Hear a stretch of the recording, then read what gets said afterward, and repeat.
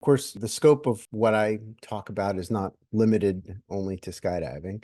It's about well-being, overall holistic well-being. I think that's a really vital, uplifting perspective to look at things in those three main compartments. When we talk about holistic health, holistic well-being, we have, the body. Obviously, we have to have addressing every aspect of our physical well-being. Really paying attention to how do I eat? How do I eat? What do I, do for exercise? What about my, aches and pains and things that maybe need addressing? Do I have injuries that need nurturing? And, what can I do right now beyond the helplessness of, well, it is what it is. I eat what I eat, for instance. I eat because I'm compelled to eat something. To transcend the idea that eating is an entertainment activity. I have a craving and I satisfy the craving, and that becomes this endless loop that has nothing to do with nutrition. you know, unless you reframe your mind and you say, I crave well-being. I crave the vitamins and minerals and other nutrients, healthy proteins and fats that are going to make me stronger, to fill this body temple, if you will. I still like that idea. Um, in with everything that it needs. So okay, so there's that one aspect, right? My body is key for my well-being. It's awfully hard, even with a uplifted perspective. If your body's in pain, it's kind of hard to move up Maslow's pyramid a little bit. Um, and so then we have mind. Mind is about thought, and thought is another thing that we it sort of have this addictive quality to looping in the way that we do for food. How am I paying attention to my thought process and see what I'm addicted to, right? Complaining, drama, trauma. These are all parts of the human experience, but it doesn't have to be the lion's share of our experience. It can simply be something we notice and then let go. And that skill set is really how we master our minds. Right? We notice a thought. We notice that it's occurring to us, and it's creating maybe a visceral response in our body if we pay attention to that, and it's creating a projected future, right? A given vector of thoughts, and that's going to expand whatever you're kind of pondering, and however you feel at the time as you're thinking it. And to have that disconnection where you don't really own it as your thought. It's just a thought.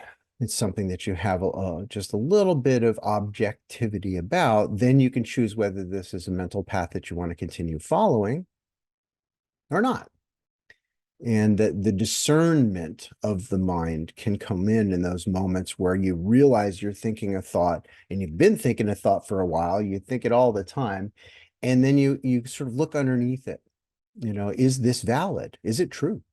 And is it a truth that I wish to expand, right? There's lots of things that are true that we don't want any more of. And so we're going to have to work on generating a greater awareness of our thought process so that we can be at peace, so that we can not only not be tortured by our internal demons and our habits of thinking and of our perspective, but to wake up our empowered creativity, right? To look beyond given thoughts and the mundane. I think of our lives as, just imagine just a soul just sitting there and flipping a switch, flipping a switch, flipping a switch on and off. That's my job. And you do your life. And you're more than that.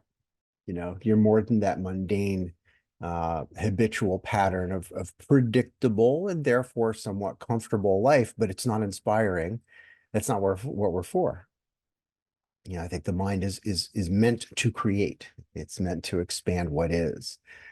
And so to have just that little bit of kind of levity above the thoughts helps us to get it under control and start dreaming it in the direction of a dream that we want to live.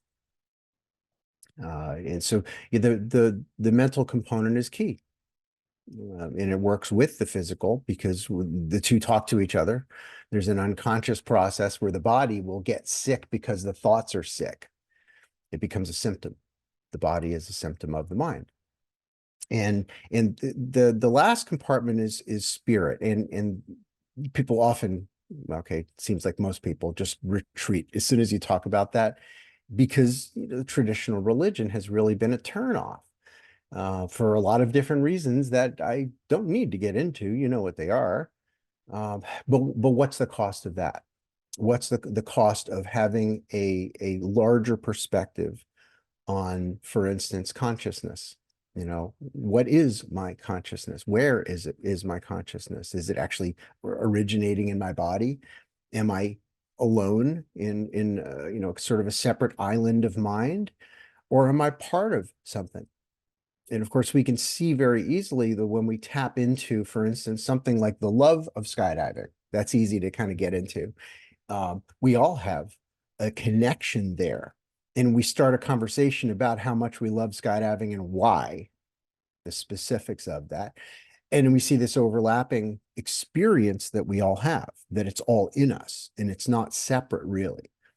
And that begins to expand the mind into, well, what if we're actually more connected to something? What if, for instance, when I ponder my love of nature, I sit down in the forest, and I zoom in with my eyes at tiny little things, and I zoom out at gigantic things, and I ponder my place in this ecosystem, my connection to Gaia. I'm not walking on the earth, I am part of the earth.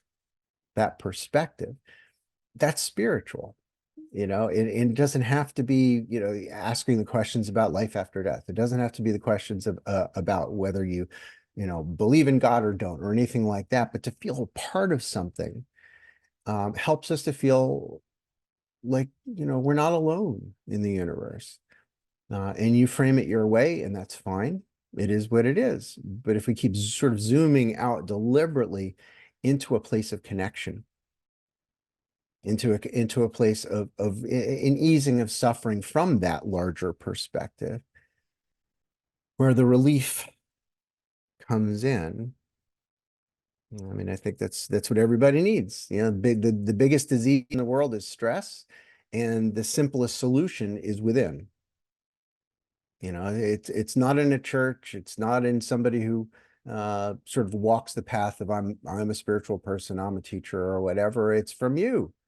It doesn't work any other way. It has to come in from your own silent mind, and this is where the mental aspect connects with the spiritual aspect, and the body becomes a symptom of it in a very, very positive way, because you resonate on a higher frequency when you're in joy, when you're really, in love with existence.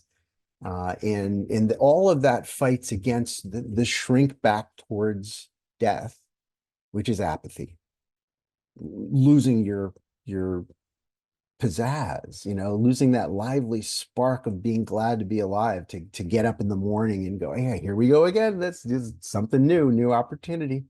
I'm so thankful to be alive. That feeling is essential to move forward, and not just be that mundane drone of flipping the switch, turning it off, turn it back on. I'm doing my things. I'm more than that. I'm more than my role. You are too, of course. And so this is just, yeah, I mean, some thoughts that I've had lately, about the holistic perspective on well-being, the holistic truth of who you are.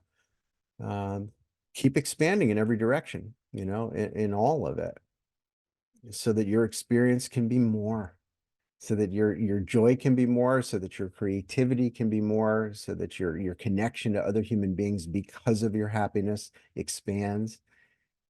That's what it's all about. There's a huge risk in life. The biggest risk in life is that you'll waste it.